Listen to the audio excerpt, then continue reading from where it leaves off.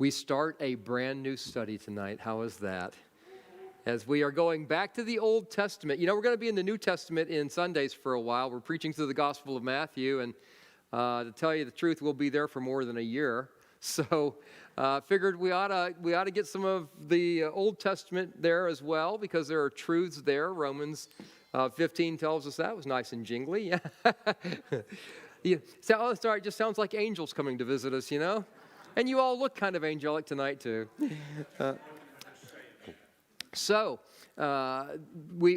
heading back to the Old Testament, and we're heading to these two prophets of the Old Testament, Elijah and Elisha. Now, you know that we had the series that I preached this fall on the kings of Judah. Remember, Judah was in the southern part of Israel. Elijah and Elisha, their ministry was in the northern part of Israel. And so that's what we will be talking about as we get looking at them in the land of Israel. And here's just a brief map here: Israel in the time of the kings, and you see here the distinction there between what is termed here as Judah, you know, in this portion down here, and then what is called Israel, this bigger portion up here. Remember, Israel had 10 tribes, Judah had 2 tribes. So the series on the kings of Judah, we were looking at the kings over the portion that was there in the south, and that again is where they had Jerusalem was located there, and the temple and the priesthood and all of that.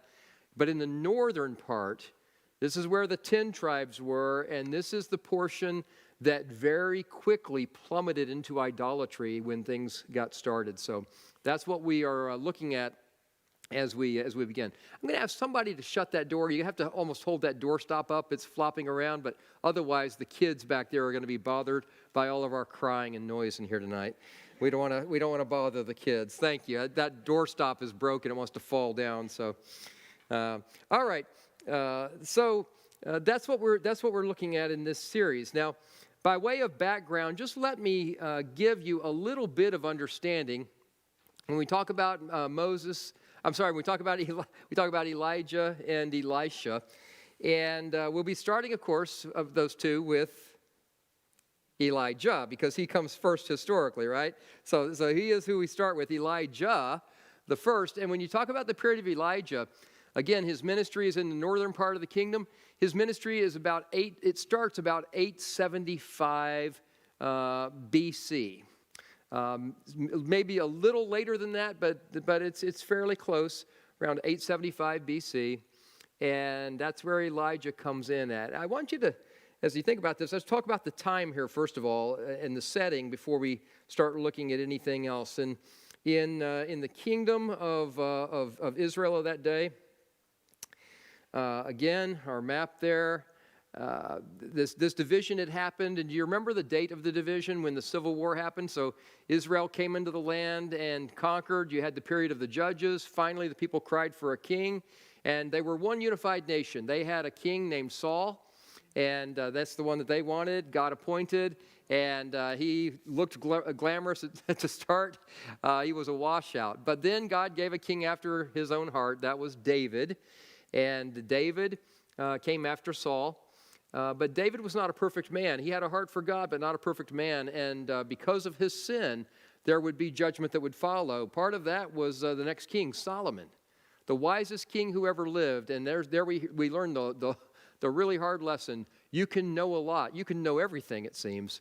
And still, if your heart is not devoted to the Lord all the way through to the end of the race, you're going to have destruction come into your life. And that's what happens with Solomon. And then it's after Solomon that his son Rehoboam comes to the throne. And Rehoboam in 931 BC is the one that threatens the nation. They ask him, remember, please make our load easier. Your father, it was tough to serve under him. He was a great builder. Solomon was a great builder, but he drove the people really hard to build the great things that he had. The nation came and asked Rehoboam, please make our load easier and we'll serve you. And Rehoboam, after consulting with his father's advisors first, but then his young friends, decides, I'm going with my young friends. And he speaks really very aggressively back to them and says, oh, basically he says, you don't know what tough is yet. I'm going to show you how tough a king can be. There's a split that happens. When that split happens, there's a king by the name of Jeroboam who becomes the king. Now, I want to read just the account tonight to start out before we get anywhere with Elijah, and we're going to get to him. But I want to read this first portion about Jeroboam, the first king of Israel in 931 BC, because I want us to see the spiritual flavor of the nation in the northern part from the very beginning. And so this is in 1 Kings chapter 12 that I'm reading. 1 Kings chapter 12, just a portion here starting at verse 25. And let's see what it says. Then Jeroboam built Shechem in the hill country of Ephraim and lived there. And he went out from there and built Penuel.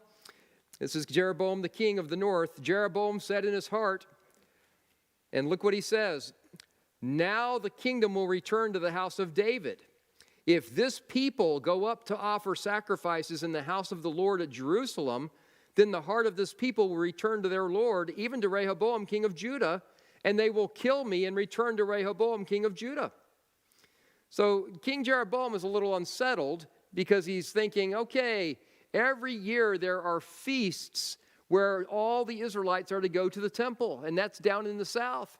And it talks about going up because in elevation, you go up to Jerusalem, and also in spiritual significance, no matter where you are in Israel, you go up to Jerusalem.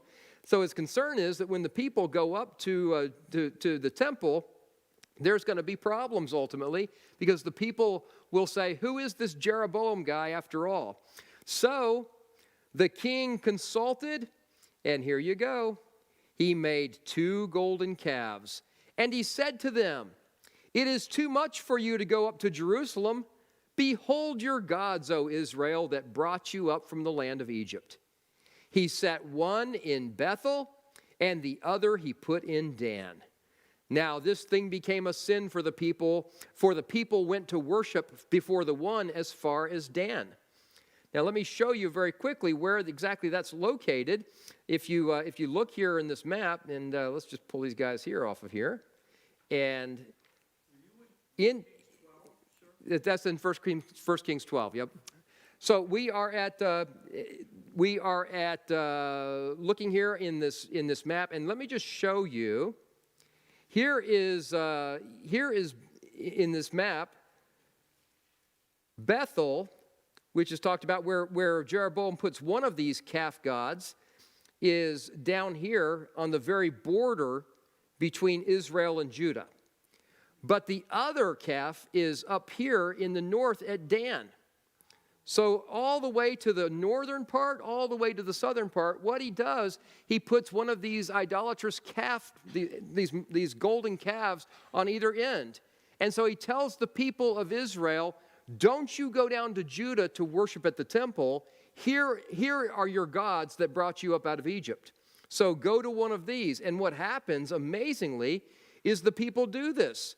Now, this thing, it says, this thing became a sin, for the people went to worship before the one as far as Dan. And he made houses on high places and made priests from among all the people who were not of the sons of Levi. The only people that were supposed to be Old Testament priests were what? The Levites. So forget that. Jeroboam instituted, and now look, he's really tricky. Jeroboam instituted a feast in the 8th month on the 15th day of the month, like the feast which is in Judah. And he went up to the altar, thus he did in Bethel, sacrificing to the calves which he had made. And he stationed in Bethel the priests of the high places which he had made. So what Jeroboam does is he makes holidays, holy days, to his 2 idolatrous calves on the same day that the Israelites would go for the Day of Atonement. And he makes competing holidays. So he's taking it out of their ability and their schedule to go down and be in Jerusalem. Now, the reason why I want to show you all of that is this is by way of introduction to everything that we're going to be hitting as we get into the lives and the ministries of Elijah and Elisha. because Jeroboam sets the tempo.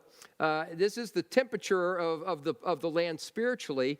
And what's going to happen is as we go through the Old Testament kings leading up to the time of Elijah, the temperature does not get any better.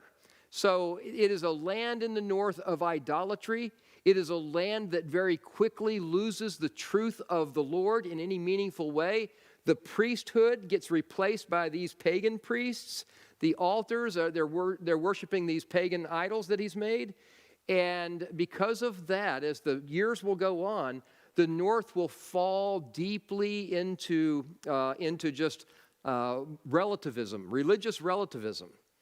And the reason why I set all of that up is I want us to understand the world that Elijah and Elisha are going to be ministering in, because it's a world where God's truth is not heard very often, and when it is heard, it's not appreciated. Does that sound like anywhere that you've ever heard of before? Yeah. This is the relevance of Elijah and Elisha's ministry, and for me, it's why it's exciting to go back and look at this, because these two men, they know what it's like to go out into a world where no one cares about your God. And yet they will stand firm and they will toe the line for God and for his truth before a nation that does not desire them there at all. And I think that is where we are getting to as a people in our nation many times. And I think that as years go on, we might find ourselves more in that situation, don't you? So some lessons to learn from Elijah and Elisha, and that to me is what's exciting stuff. So, again, we're going to be starting with Elijah, and for that, we're going to jump ahead before we get to Elijah and look at some more background. But before we get looking at this background this time, let me just say regarding Elijah, what is the deal with Elijah that is so significant? You know, because he's one that we start with. Of all the Old Testament figures, besides Moses, there is no other figure that stands out like the prophet Elijah. Now stop and think about that. You say, Kevin, are you sure? Yes, he is counted as one of the big two of the Old Testament, you could say. Well, in what way? Do you remember the transfiguration? When Jesus went up on the mount and was transfigured, and there now Jesus did not become something he was not on the Mount of Transfiguration. The cloak was pulled back a little bit so that his disciples could see him in his glory. And on the Mount of Transfiguration, there were two Old Testament figures that appeared to speak with Jesus. One was Moses, and the other, now notice, the other was not Adam. It was not Enoch. It was not Noah.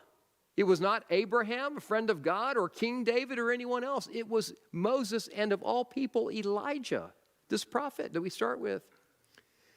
When John the Baptist it was prophesied that one would come before the Messiah to announce that the Messiah was there to prepare the way. The one who would do that, he was spoken of prophetically as one who would come in the Spirit, not of any other person, but of Elijah. So I just say that with this guy we're going to start out with here, it's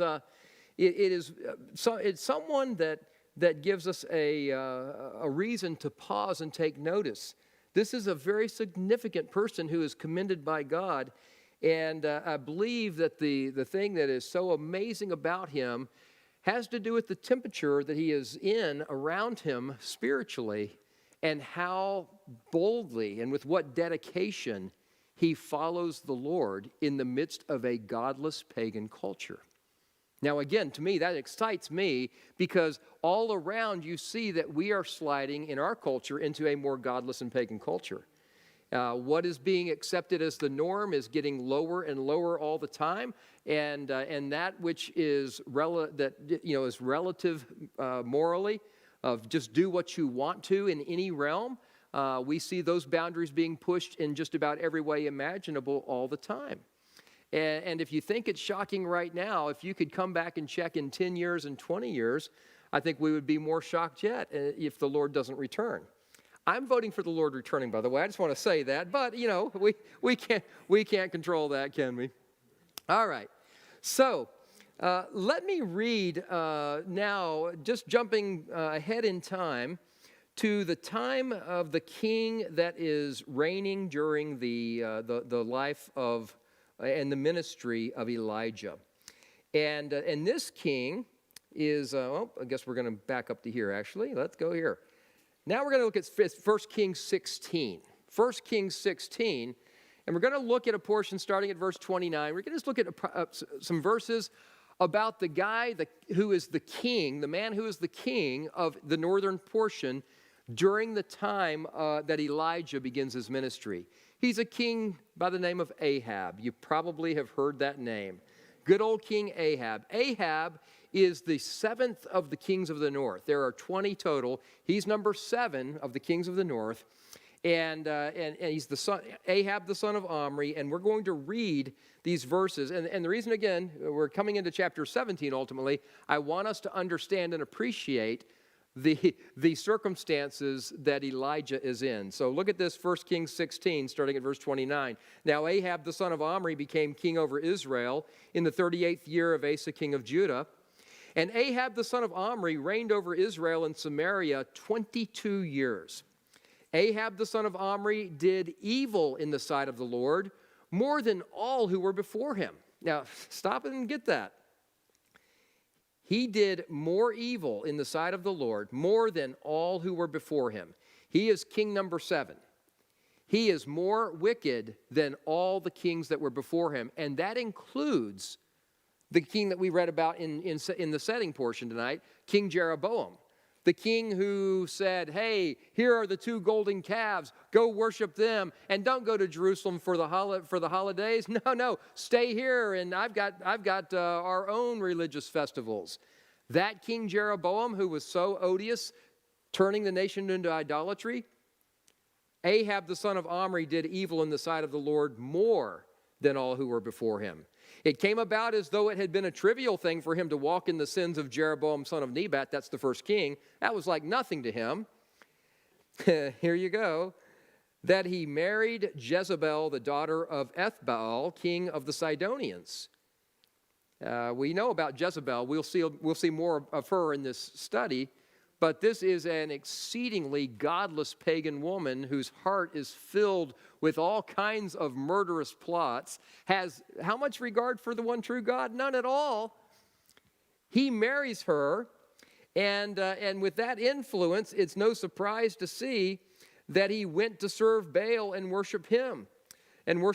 So he erected an altar for Baal in the house of Baal, which he built in Samaria. Samaria is the capital of northern Israel. He builds an altar to the pagan Canaanite and Sidonian god Baal there. And just so you kind of get an idea, the pantheon in that day in Canaan, if you had lived in that day, the chief god over all, his name was El, and this is a statue that was found archaeologically saying this was him. This is the Canaanite god El. El had a son, and the son was Baal. Now this is one statue of Baal, but they don't just have statues in this form. Here's a carving of him on a stele. And sometimes you see this carving of this guy riding on the back of a bull or standing on the back of a bull. Because Baal, as part of what he did, El was the god who was over the whole pantheon, but Baal was the god of the storm. He's the god that supposedly brought rain upon the ground for the crops. And so this is this god was in the Canaanite region when the Israelites came in. This was the pagan god that was one of the competing ideas to the one true God, just like we have many false gods today. Not only did he embrace Baal, but you go on, Ahab also made the Asherah. And the Asherah, this is a female deity that's also part of this pantheon. This is a statue that was found that was to Asherah. And you see this is a goddess, supposedly, of sexuality. She was the wife of El, the chief of the pantheon, but also cohorted with Baal as well. This is the goddess that they made the poles to, the Asherah poles, or sometimes called Asherim. And those poles We don't have any of those preserved to see exactly what they looked like, but in some way, they had to do with sexuality, and they were used as part of the pagan rites of worship. Very depraved. Remember, the Canaanite gods, prostitution was part of the package in worshiping.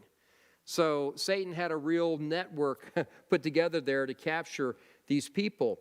And I say all of this to show you that, just to know this is what's going on in the life of the king who is leading Israel in the day that Elijah comes on the scene. Thus, Ahab did more to provoke the Lord God of Israel than all the kings of Israel who were before him. So, if you ever find yourself looking at a national leader in our country or anyone else and say, how could this godless person ever be there? Just know that that's not the first time. This has been happening for a long time. And it has set an environment for God's people to step out into that darkness and shine. It is into that realm that we now go to see the ministry of Elijah begin. So now we are at 1 Kings 17, so go ahead and turn there. And by the way, I was going to mention that when the Sidonian king, his name is Ethbaal, that name means Baal is with him. So the Sidonians are pagan, and Jezebel is pagan, and Ahab goes fully pagan. And here we are. We're going to read this portion now, starting at verse 1. Now Elijah the Tishbite, who was of the settlers of Gilead, said to Ahab, as the Lord, the God of Israel, lives, before whom I stand, surely there shall be neither dew nor rain these years, except by my word. The word of the Lord came to him, saying, go away from here and turn eastward and hide yourself by the brook Kerith, which is east of the Jordan. It shall be that you will drink of the brook, and I have commanded the ravens to provide for you there. So he went and did according to the word of the Lord. For he went and lived by the brook Kerith, which is east of the Jordan. The ravens brought him bread and meat in the morning, and bread and meat in the evening, and he would drink from the brook. This is Elijah as he walks onto the pages of the Scripture. Now, I want to start with this and just talk about this passage because it helps us see. And the first thing that really is notable is how Elijah steps into the pages of Scripture out of obscurity. Now, Elijah the Tishbite, who was of the settlers of Gilead. Gilead is to the east side of the Jordan. That is all we know right there about Elijah. He is Elijah the Tishbite. They don't even know for sure whether Tishbite refers to a town called Tishba or whether it's some other description that we don't understand the word of. We have not located a town, Tishba, in the eastern part yet. Might yet happen archaeologically, but so far there's no place to pin. It must have been a very obscure place. This Elijah comes out of obscurity, and he's of the settlers of Gilead. That's on the eastern side of the Jordan River. So if you looked at that, you'd see. Suddenly, he is going to take a message to Ahab the king. Amazing how little we know about Elijah, but here's the thing, and this is what's so remarkable. God is going to use this man who comes out of obscurity, and he will use him to call the nation to a decision for God. And he will use him to speak to a king that has no concern for the Lord, and yet there Elijah will call the nation to make a decision for God. In fact, even his name does that. Elijah, the Hebrew name Elijah, you know the names often have meanings. The name means, my God is Yahweh, or my God is Jehovah. Yahweh, Jehovah, we don't know the pronunciation for sure. My God is Jehovah. That's Elijah's name. So in their day, if you called out to him, you'd say, hey, my God is Jehovah, come here. Kind of interesting, huh? That's how he would be referred to. That's his name. My God is Jehovah. This anonymous prophet, and by the way, stop there. Would you say that you come from fine pedigree and are marked out to do great things in this world, or would you say you come from obscurity? On a scale of 1 to 10, how obscure are you? Are you toward a 1 or negative? Yeah. Are you toward a 1 or are you toward a 10? What do we find with most believers? Well, what did Paul tell the Corinthians? Most of us are the base things, the foolish things in comparison to the world. And here's the encouragement to start with here is if you are in obscurity and you say, I'm a nobody, I just want you to take heart. Elijah was a nobody. The thing that made Elijah, this whole story happen was not because Elijah was so well groomed and so trained for the mission and he was so capable. The thing that makes Elijah's whole life and ministry happen is that he is plugged into the one true God. And here's the great thing about you and me. We come from obscurity. The world doesn't know we exist. The world doesn't know Suncoast is here doing what we're doing as a church. I mean, we're not on anybody's radar or map. But if we are plugged into and walking with the one true God, we can really, really change the world around us. That's what Elijah does. I find that very encouraging, don't you? And so here this anonymous prophet goes to the wicked king. He goes to Ahab and speaks to him. And look at how he speaks. He speaks with all the authority of God that you can imagine. Look at this. He says, as the Lord, the God of Israel, lives before whom I stand. Now take that apart for a moment. As the Lord, that is Jehovah, that's the name, all capitals there in the New American Standard is how they show that. As the Lord Jehovah, God's covenant name, the God of Israel lives. And just stop and ask this. What greater authority could you have than that to go in that name, right? And so the Lord, the covenant God of Israel, as he lives, you cannot have a better declaration of truth. Before whom I stand is the next part. And so Elijah, he's speaking to Ahab, the king who's instituted Baal worship in the capital, who's worshiping the Asherah as well. And here he is saying, as the Lord, the God of Israel, as he lives. And when he says, before whom I stand, he's now throwing his lot in and saying, I'm on his side. I stand before him. So there's no question, even though he's talking to a pagan king, I say pagan, he's a king of Israel, but he's living like a pagan king. And when Elijah identifies himself, he identifies himself by calling upon the name of the one true God, and he says, that's the God before whom I stand. He's saying, I'm on his side. In other words, he is identifying who God is and that he belongs to him. And he's doing that in the face of a culture that has no interest in God. That informs me, that says something to me about when we go out into the world. And have you felt this way? Nobody wants to hear about God. Nobody cares. Why should I even speak to anyone? What does it even matter? Well, Elijah, this is how he goes.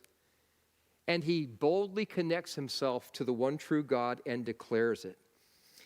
And then look at the message.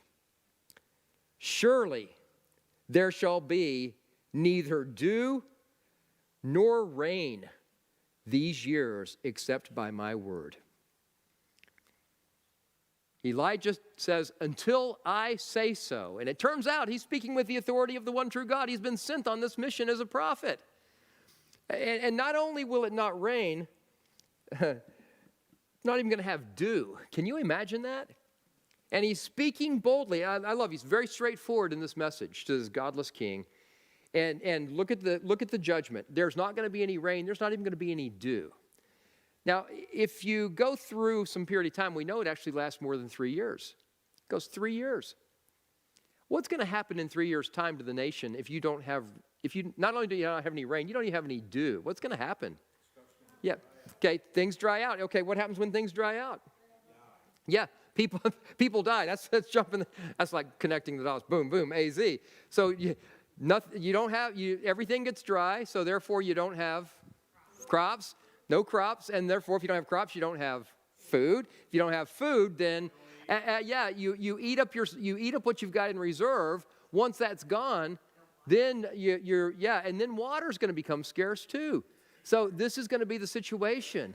So the message that Elijah speaks is one of judgment. You say, why would he speak that nation or that message to impact the whole nation? Why doesn't he just say, you're going to shrivel up? Well, because when Ahab goes into idolatry, the nation follows with him. And so this is a judgment upon the whole nation, because the whole nation has embraced Baal and Asherah, and so this is a judgment that will get everyone's attention. And there will not be rain, Elijah says, except by my word. And he doesn't say how long it's going to be. He just says, until I say so, there's not going to be any more rain or dew. I really like that. It just shows how God is in control of this whole thing. And what's going to happen is when he makes that statement and he takes this side and pronounces the truth of God. This is what it is. Now, this is a strong message, but this message is the truth of God. When he pronounces God's truth in this culture, it is going to put a target on him. It is going to mark him out as someone to try to kill. Because he's standing, and in the eyes of the culture, he is going to be the one that looks like the problem. Which again sounds very familiar to what you're hearing if you're reading any news stories at all right now about what's going on in our nation. You see that this is coming up again and again, that Christians are mentioned now as part of the problem. And you're seeing this start to come up because we stand over on the side of conservative, and I'm not just talking there politically in that ideology. I'm talking about from the standpoint of morality. And so that marks us out. And as things continue to slide, will mark us out more. Elijah, he's marked out at this point. It puts his life in danger. And that's why God, in verse 2, is going to respond to the situation by speaking to Elijah again. The word of the Lord came to him, saying, and now God who sent him already, because when Elijah said, as the Lord, the God of Israel lives, before whom I stand, and here's the message, there won't be dew or rain until I say so, Elijah did not make that message up. God gave that to him. So he's once already heard from God, at least, to speak the word. Now God speaks to him again. This time God speaks to him because he has spoken up, he is in danger. And so the Lord is going to move to provide protection for his prophet. The word of the Lord came to him saying, and verse 3 is where we see that God is going to unroll the plan. And this is the thing is God's going to provide. God is going to provide for Elijah. That's the theme in these verses, is God is going to provide for him because his life is in danger now. He's spoken a message that King Ahab is not going to like, especially when it starts to come true. And God is going to provide protection and provision. He's going to provide for Elijah. Here's what's interesting is when you look at how God chooses to provide that, the provision and the place for him. Now, look at how God chooses to do it. Let me ask you this. How could God have provided safety and provision for Elijah if he wanted to? How could he have done it if he wanted to really do it in some super duper God way? Yeah, could dispatch an angel. How about that? How about sending an angel with a flaming sword who stands before him and says, anybody want to mess with him? How about that? How about if he had plucked Elijah up and taken him up to heaven and said, Elijah, it's dangerous down there. Why don't you stay up here in heaven with me for a while? He could have taken and put him with some kind of a divine force field around him. He could have done anything he wanted to if God had chosen to do that. But what's amazing about the passage is the way that God provides for his prophet. It is in a rather, now get this, it is in sort of a natural and yet very supernatural way. Because look at this. This is how God condescends and works within his creation to take care of his people. Most of us will not be swept up and carried to heaven to be staying for a while. Most of us will not get a flaming angel before us. So what's going to be the provision? Well, look what God does here. And the provision is going to be to go away to this place where God is going to meet his needs. But again, the point of this of the whole thing we're going to talk about here is we're going to talk about God's provision in the lives of his people to meet our needs, to care for our needs. Now, I make the observation that this is a challenge for us when we talk about God's provision here in the Western world. And the problem is this. There is so much plenty in the Western world. Somebody says, well, God's provision, God providing for me, who needs that? We have so much plenty anyway. And it's easy to get wealth in this Western world, isn't it? And to meet your needs. I mean, whether you're a believer or whether you're a pagan, you can go out and make a good living no matter what. I like the story about the wealthy businessman whose daughter got married, and he took his son-in-law, and on the first day said, son-in-law, I love you so much. You're taking care of my daughter. I've decided today, in fact, I've already done it. I've given you half of my company. Now, I want you to go out and go into the factory, and I want you to learn how our processes are there of manufacturing and get that whole side down so you can run it. And the son-in-law looks at him and says, well, thanks, but I don't want to work in a factory. I can't stand loud noises. I don't like the heat. I don't want to do that. And the father says, well, the father-in-law says, I understand. He said, I'll tell you what, then come into the office. I'll have you learn all the accounting, all the bookwork, and you can get that whole end of the business down and help run it. The son-in-law says, I don't like office work. You know, I don't want to be stuck at a desk all day. That doesn't interest me either.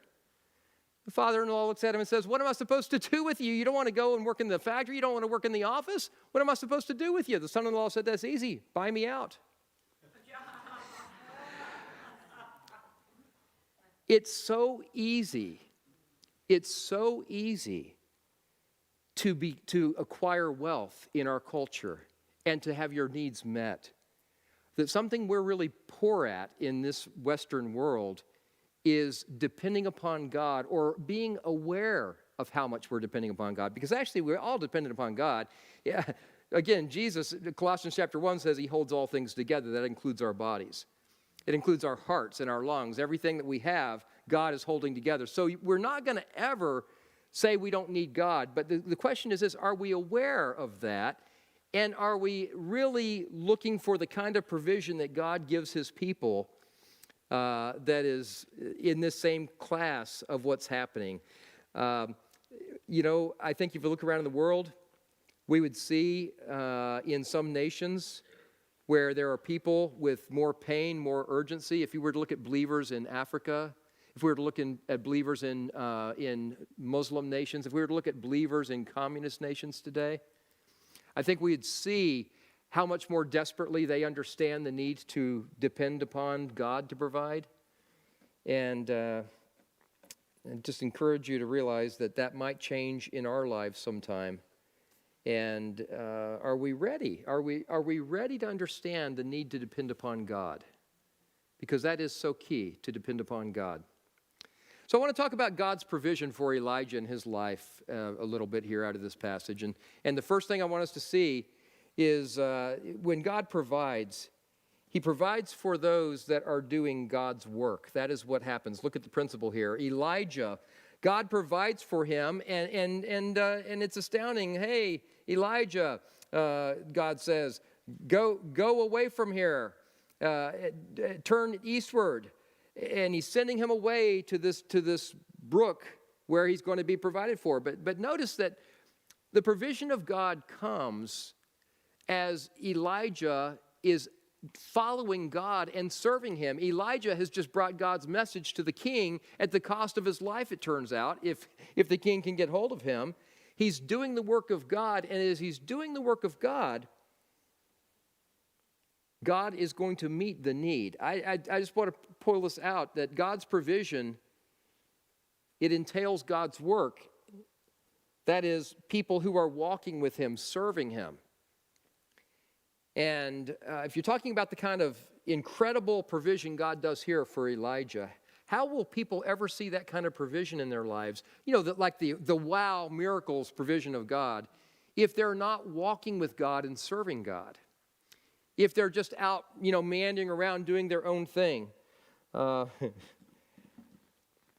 be surprised. I years ago had a lady who came by the church asking for money. It was one of the strangest ones, and I've had a lot of strange ones, and I've been in ministry for over 30 years now and dealt with a lot of odd needs. She came by and she needed $50. Can I have $50? Here's why. She had an overdue library fine of $50. And she said, if I don't pay this bill, they're going to turn me over to the collection agency. And she desperately needed $50. It's interesting that if you don't diligently follow the Lord and do what you're supposed to be doing in life, if you live recklessly, if you live in a way where you're living irresponsibly, don't be surprised to see that it's kind of hard to locate God's provision in your life. Like, is that really a need? How did that come about? It came about. All I say with that is, if you're not serving God, then don't expect to find this kind of provision happen in your life. And we'll talk about that in a little bit. But I mean, just these kind of astounding things. Can you think in the Bible of anyone that God provided for miraculously who was not serving him or was not doing his work, who did not have a heart for him? Do you see people that are sitting around and completely apathetic toward God and no interest at all, and the Lord breaks through and does some miracle for them to provide? That's what it's going to do for Elijah. I just want you to see Elijah is not sitting in neutral. He's not just standing there going, duh. Elijah, he's doing the work of God by being God's faithful messenger to warn even a godless king. And I wonder how that went through his head when God said, I want you to go speak to King Ahab, and Elijah knows about King Ahab. I wonder what went through his mind. Do I really have to go speak those words to him? But he did it. And it's in that, while he's serving God, that this incredible provision comes about, where God says to him, I've got this plan for you. And you see this again and again and again. You've probably heard of George Mueller, the guy who in Bristol, England, back in the late 1800s, he started all those orphanages. When he became burdened, now if you've not heard of him, George Mueller, you can, M-U-L-L-E-R, you can look him up, and you ought to read. There are biographies about his life. That's a man who, did he ever feel called? He looked around in his culture there. He saw all of these orphans that were not being cared for out on the street, and he had a heart. He felt so convicted that God wanted him to do something about that. And the time that he felt that conviction that he was being called to do something, he had 2 shillings in his pocket. That's the equivalent of 50 cents. And what he did is he went to prayer. And this is what's so unique. This is why George Mueller, if you ever hear this, George Mueller decided, I am not going to ever tell anybody about what I need. I'm just going to pray to God and tell God what I need. And this is what marks him out, is he begins seeking God and praying and praying and praying. And that was his whole life. There's all these great stories. You can read a biography on his life, but just know this, that he got to the end of his life, he owned a property of 13 acres with 5 large buildings, 2,000 beds for orphans to sleep in. He had been provided $7 million in our currency worth of funding to do all of this. And not once did he ever ask a person for a donation. Nor did he go to a corporation and say, hey, I'll name one of the buildings after your company if you will give. He doesn't do any of that. All he did, this is it, he went to God and he prayed and he prayed and he prayed.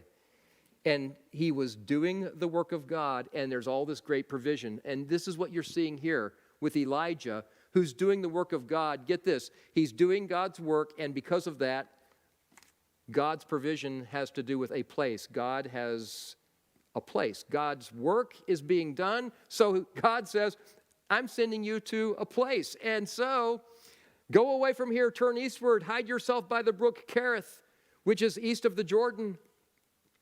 Now, we don't know exactly where Kerith is.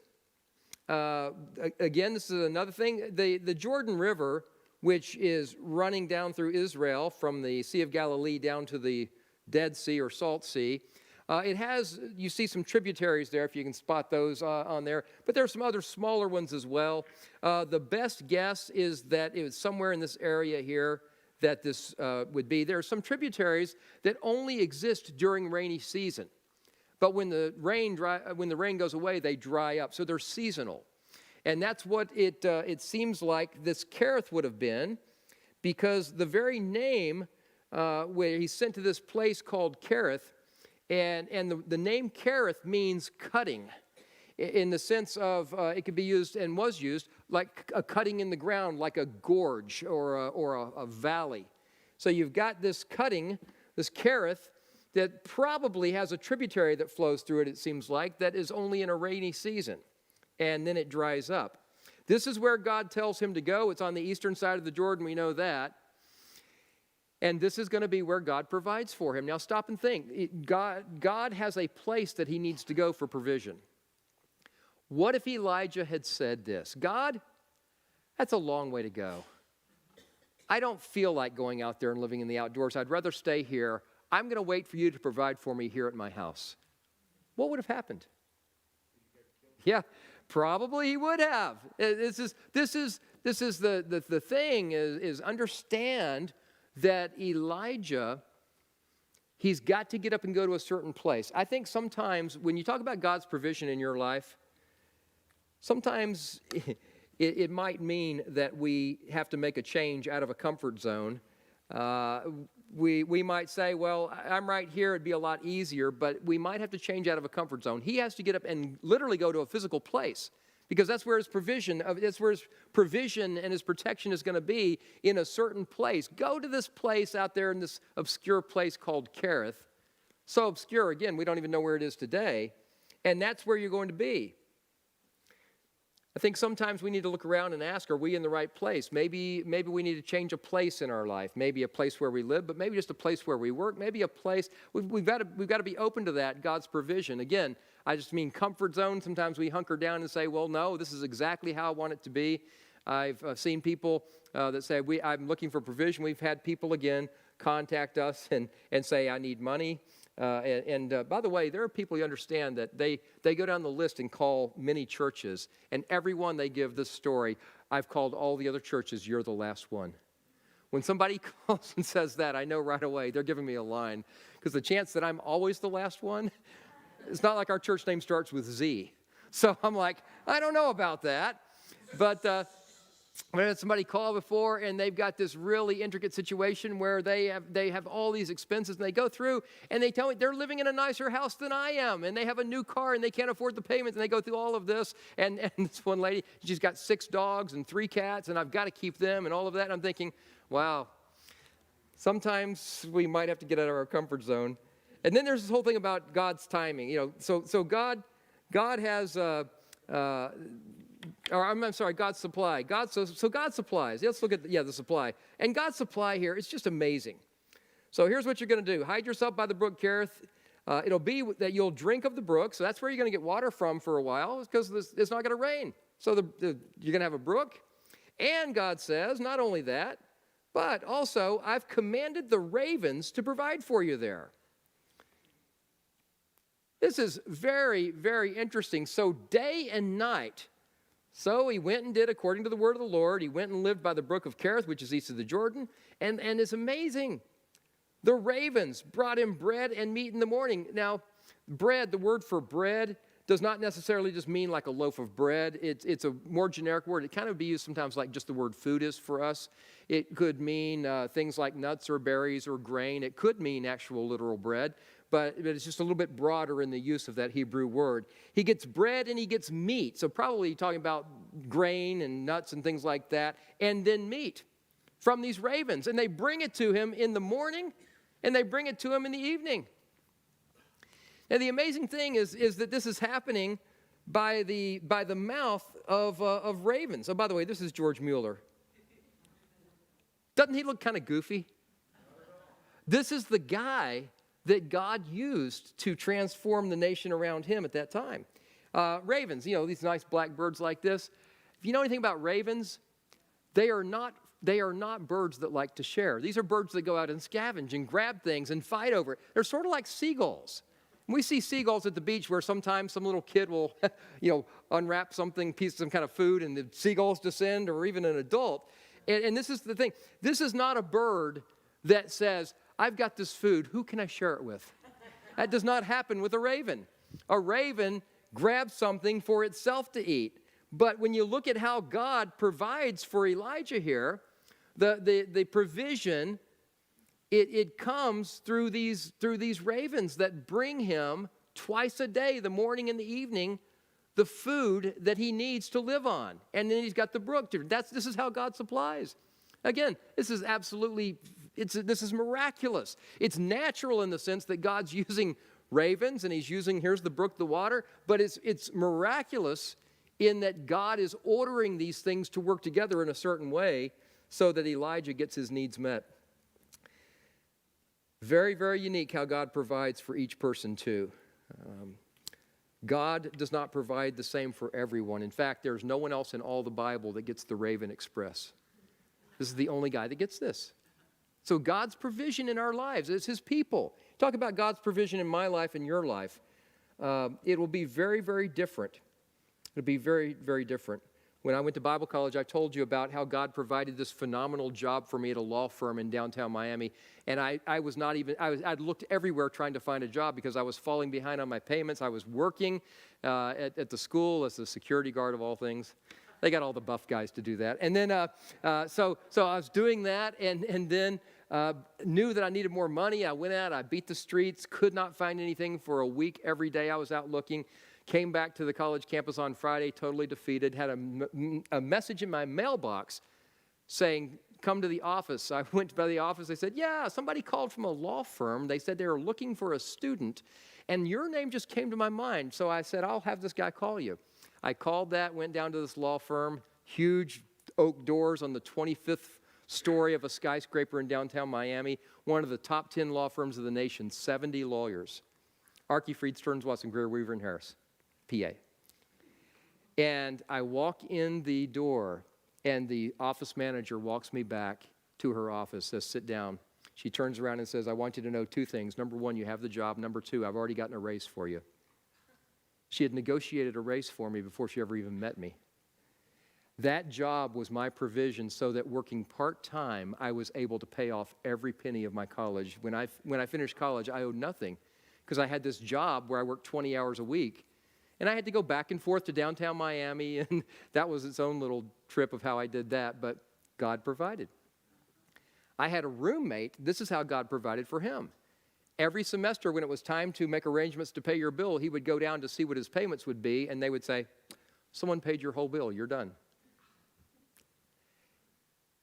I thought the law firm was great until I heard that.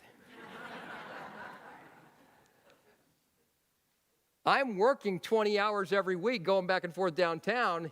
He gets his handed to him. Now notice, God's provision is not based upon what you want or what I want. It's based upon what God decides to give. And his provision does not look the same for everybody. So it doesn't matter. Well, I want the automatic my bills paid thing. Well, too bad. So, and then you stop and think about this. God's provision in this.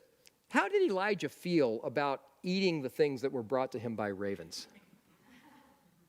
Especially the meat. I mean, a raven brings you meat. What kind of meat? You think that's cooked?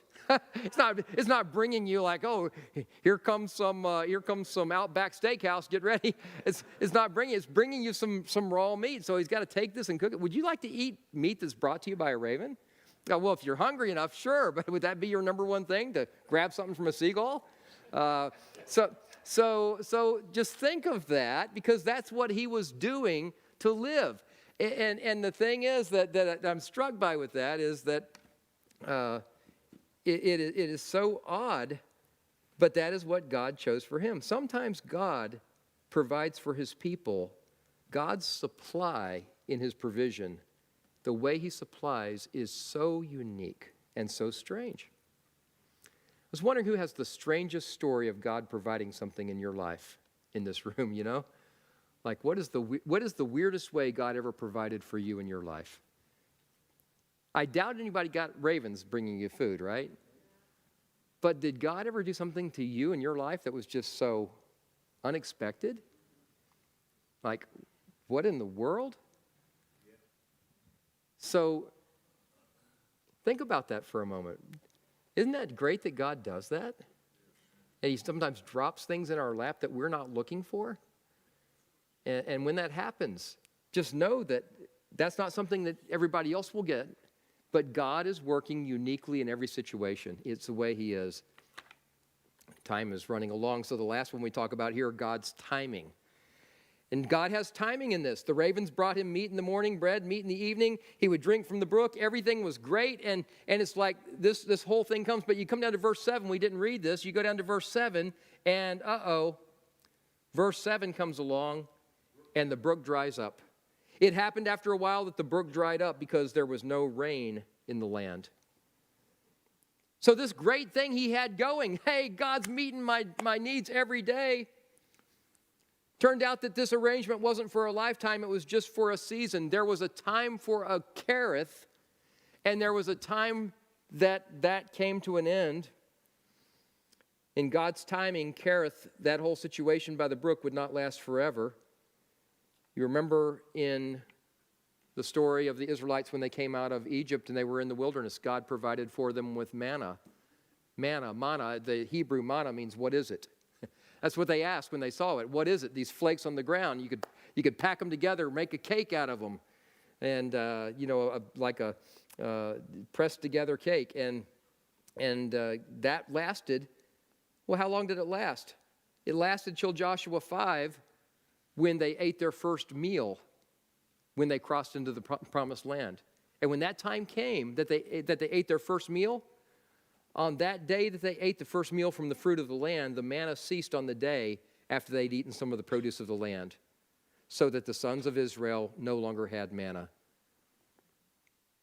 And from there on, they had manna, literally Wonder Bread, for 40 years. From that day on, it never happened again. God's provision comes in a time, and it comes for a time. It comes in seasons. And when God provides for us, don't expect it will always be the way it's going to be. The job that you've had, the provision you've enjoyed, the day may come when it dries up, and that season is done. And when that happens, you might ask this question, well, where's God now? Why did this happen? What am I supposed to do? How will I ever be provided for? And the answer is this: the same God that has provided for you all the way to this point will meet you again. He will have another provision. But here's the thing, when God is going to do that, is what ought to give us some encouragement is look back in your life and just stop and think about that for a moment. How many different ways has God provided for you? Think of all the jobs you've had. Count those in your mind, the different jobs you've held through your life. How has God provided for you up to this point? Or other things besides jobs. How has God provided for you? Do you think he's done that to this day and he's done doing it? That's it? So when the timing changes, we've got to see it like this. This is just an exciting opportunity to see how God's going to move now. Because this is how God's provision is hooked to his timing. Or do you think that God is going to abandon you now and you just go on and serve him as best you can, but you're not getting any more provision from our Heavenly Father? Now, in the bigger picture, and this to me is kind of the exciting part too, when you back away from just the need for physical provision, physical protection here, and the neat thing about eating from ravens' beaks. When you think about that, in the bigger picture, what did God provide for Elijah besides safety and food and water? Well, one other thing God was providing besides the physical was a season of building his faith. Imagine that you're Elijah, and every morning and every evening, it never fails. Here come the ravens with food for you. And from these birds that never share, they share with you. What do you think that would do to Elijah's faith? I mean, every time that happens, don't you think you'd start to see the faithfulness of God that is there all the time? It'd have to stretch you and amaze you and teach you that God has authority over all creation, that God can be trusted. And even as the brook starts to get thinner and thinner, because it gets to the point where the brook dries up, even as the brook is starting to get skinnier and skinnier, that just goes to show that what God said would happen by his word is true, that there will be no rain until you speak it, Elijah. And so as the brook is drying up, he knows God is keeping his word. God is doing what he said he would do. God's word is 100% true. And I want to just encourage us in finishing with this idea that I think some of us probably need a Kerith kind of an experience in our lives where we get out of the norm that we've been in and we see God provide in some way. And here's the thing, God wants us to have this kind of experience where things sometimes get out of our control so that our Father can show us that he's the one that's providing anyway. I don't wish bad on any of us. I don't wish hardship on anyone, but we all know this. Where do you grow the most? Not when everything is perfect and everything is cushy. We grow when we're in the midst of trials, the hardest places we can be in. That's where the growth happens. As we are in those kind of places, that's where God meets his people with these kind of Kerith experiences. Go to the brook Kerith, go there, and I've got a provision for you. And that's where you sometimes have the kind of growth that I believe that Elijah had to have. And what God's doing in the bigger picture, I think he puts Elijah here so that Elijah grows greater and stronger in his faith, because going and talking to Ahab one time is not going to be the whole thing. Elijah's going to have a lot of stuff to do in his life, in his ministry. And this is something that God needs him to be a giant for God. And this is how you grow giants. You put them through difficulty. You put them through hardship. And then you let them see that God meets the need, even in those kind of times. That's my prayer for all of us, that we'll experience this. Maybe not today, maybe not tomorrow or this week, but this is what we need in our lives. When the Kerith kind of experience comes, I encourage you, don't complain about it. Embrace it. Because your Father is going to do something. That's what it means. Our Father is doing something. Father, we know that just like Elijah walked into a pagan situation and addressed a king, even though the land was filled with people that wanted nothing to do with you, we know that you were there to be his strength, to be his provider. And you provided for him, Lord. As he sought you and served you, you gave him all that he needed, a place to be, and supplied his need, and did it for the time that you ordained.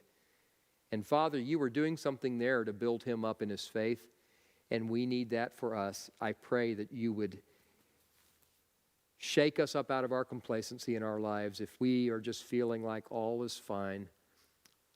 Help us remember, Lord, how desperate we are for you. In Jesus' name, amen.